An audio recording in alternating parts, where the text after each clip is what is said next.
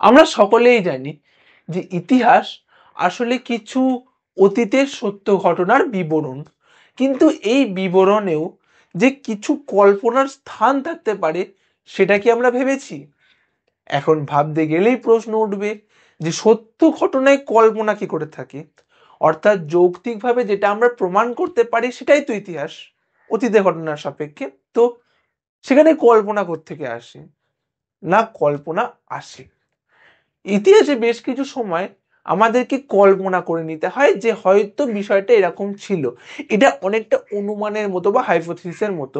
কিন্তু হাইপোথিসিসের সঙ্গে এর যে পার্থক্যটা সেটা হলো হাইপোথিসিস যে কোনো গবেষণার শুরুতে ব্যবহৃত হয় বা যে কোনো খননের, কিন্তু কল্পনা যে কোনো সময় ব্যবহৃত হতে পারে, বিশেষ করে শেষ দিকে।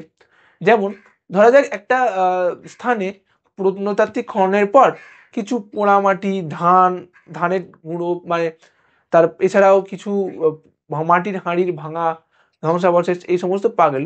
সেখান থেকে আমরা কল্পনা করতে পারি হয়তো এটা এমন এক সমাজের অংশ যেখানে কৃষিকাজ হতো, যেহেতু ধান পাওয়া গেছে, বা সেই সময় মাটির প্রচলন ছিল, মাটির হাঁড়ির, বা সেই সময় হয়তো সেখানে পশুপালনও হতো।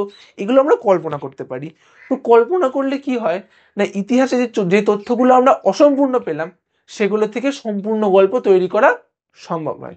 কিন্তু এখানে একটা ব্যাপার আছে, কল্পনার পিছনে যেন কোনো প্রমাণ থাকে বা যুক্তি থাকে। প্রমাণ অথবা যুক্তি ছাড়া কল্পনা কিন্তু সার্থক নয়।